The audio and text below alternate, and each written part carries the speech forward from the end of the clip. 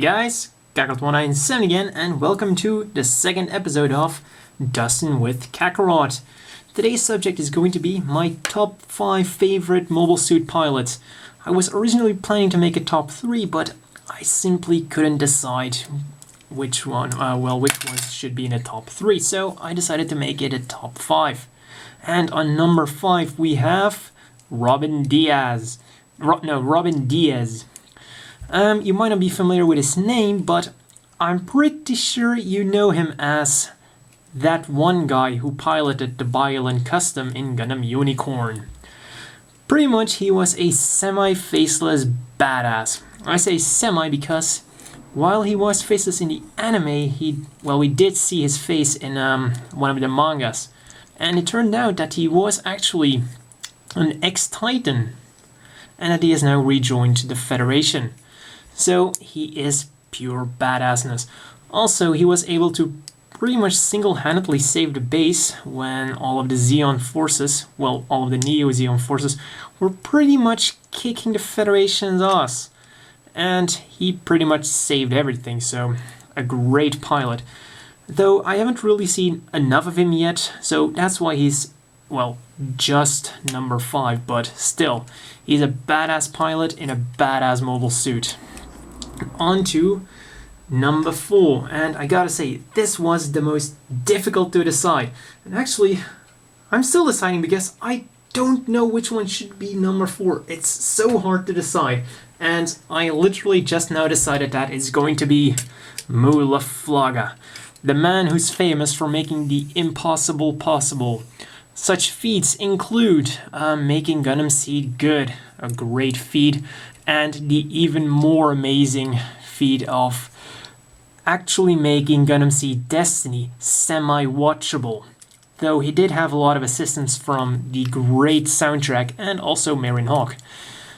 But yeah, I mean, if you're the guy who can make Gundam Seed Destiny watchable, and I mean the entire series, then man, that's one hell of a prestation.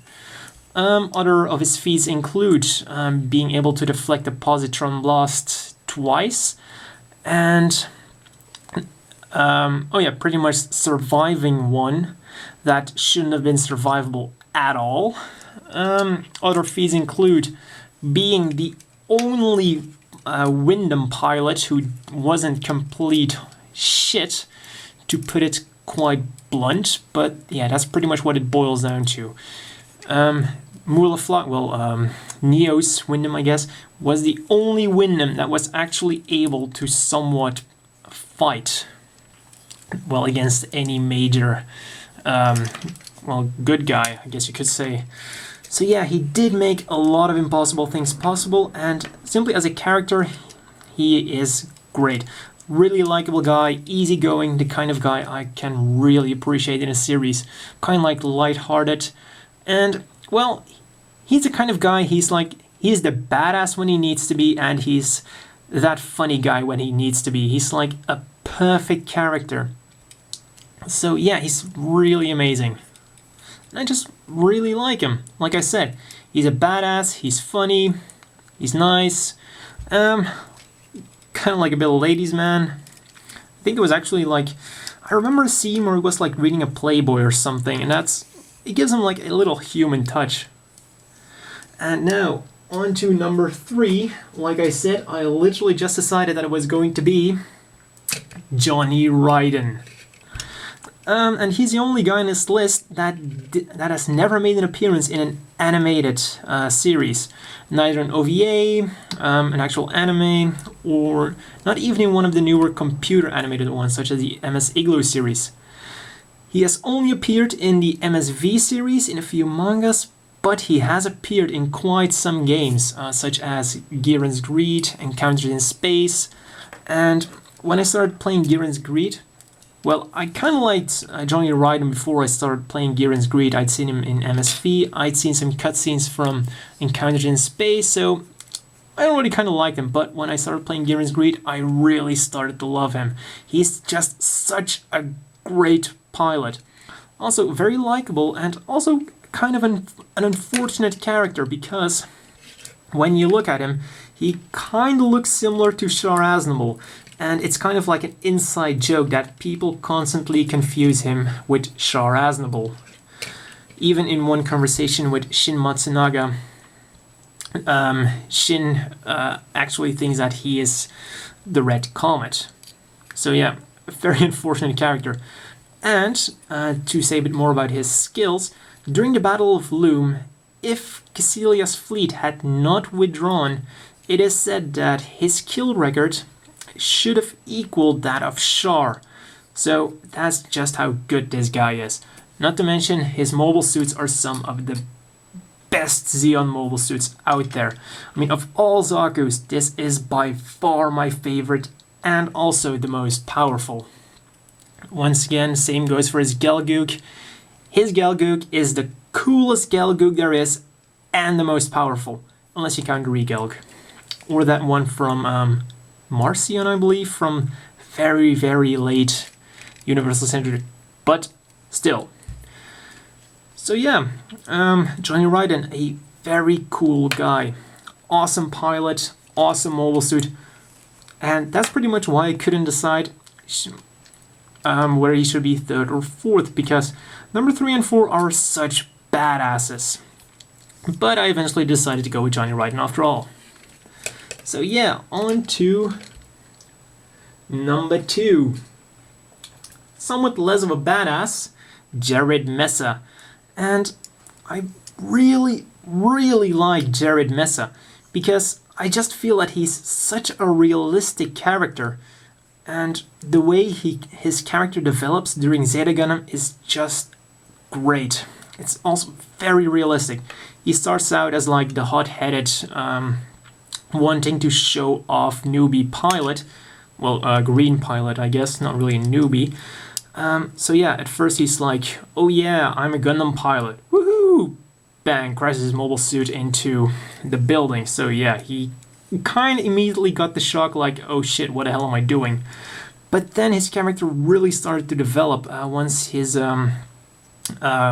little rivalry with Camille really started to pick up pace. And so yeah, he goes from like that little green pilot to actually like more of a battle-hardened soldier. And he is also very ambitious, and that's what I like about Jared. He's like realistic in the sense of, even though he's just a pilot, he wants to become more. And I guess you could also say, kind of like real life, it doesn't always work out the way you want it. That's also the tragic part about Jared. He's like a tragic hero. And what else was there? Jared. Still has some more things to say about him.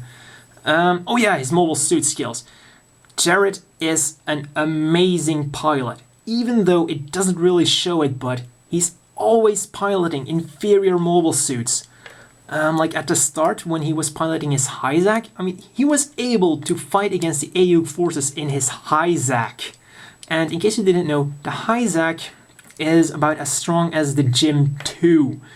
You know, those mobile suits that pretty much got their asses handed to them by Quattro,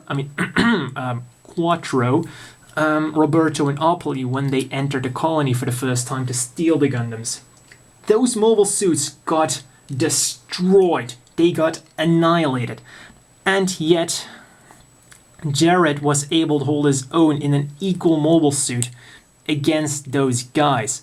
If that isn't great, I don't know what is.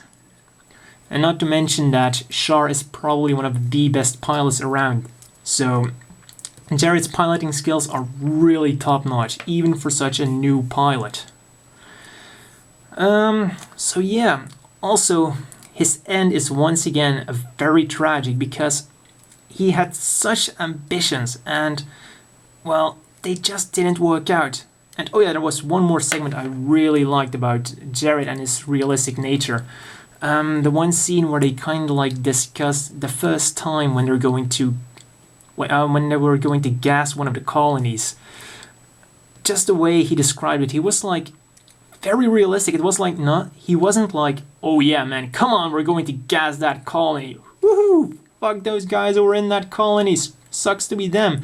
No, he's actually like guys, we're going to do it. We want to go home. We don't want this to become a long, dragged out war. We want to finish it. We want to go home. So if we can pull off this mission, we're gonna go home, and we can prevent this from becoming a long, stretched out war. And that was one of those moments when I really thought, man, that's, yeah, once again, so realistic. It's not like emotional or like, they're going to gas a colony for no freaking reason whatsoever. So yeah, Jared Meza is probably one of my top favorite tragic character in all of anime. And finally, number 1. We didn't even have to see his face to know how badass he was. We didn't even have to know his name to know that he was one of the elite. I'm of course talking about the faceless Stark Jagan pilot. Not just faceless, but also nameless. This guy is the epitome of the epic grunt mobile suit. He was able to face one of the most advanced enemy mobile suits at the time, the Kshatriya, with just this machine, and he was able to go head to head with it. Up until the very end, it looked like they were equal. If that wasn't an amazing feat, I don't know what is. And to make it even more, well, to make this pilot even more badass, he has his own music, his own OST. I mean, if that doesn't show you how much respect this guy deserves, I don't know what does. He is a faceless grunt with his own soundtrack. And it even got a remix in later episodes.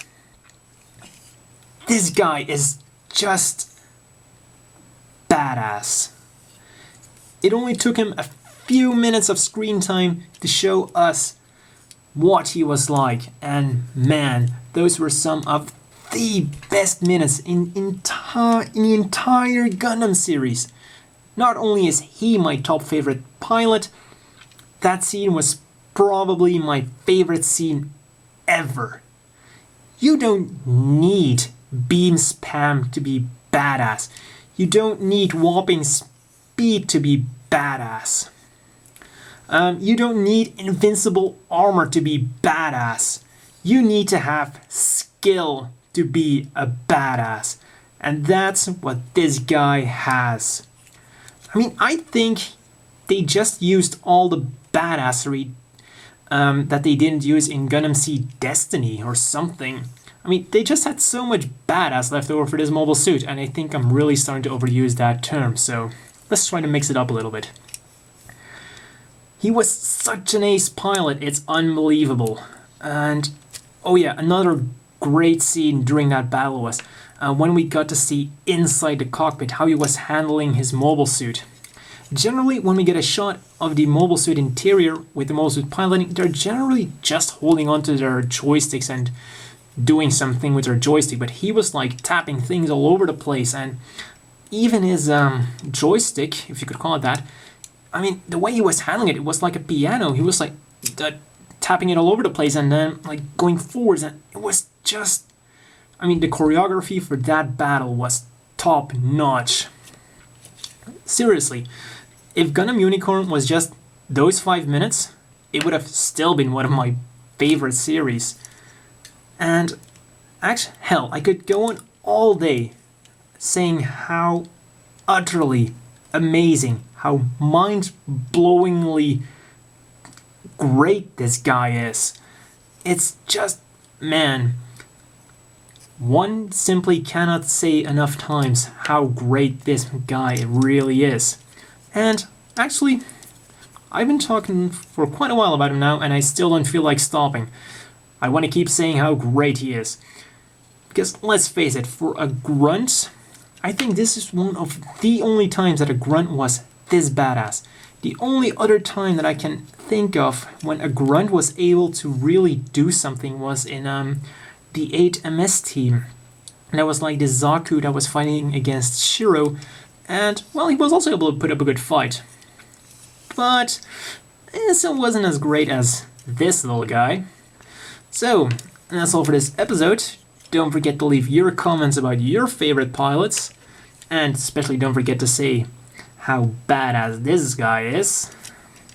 But yeah, in all seriousness, leave your comments about your favorite pilots down below, leave suggestions for future episodes down below, and let's have a fun discussion in the comments. So, see you next time.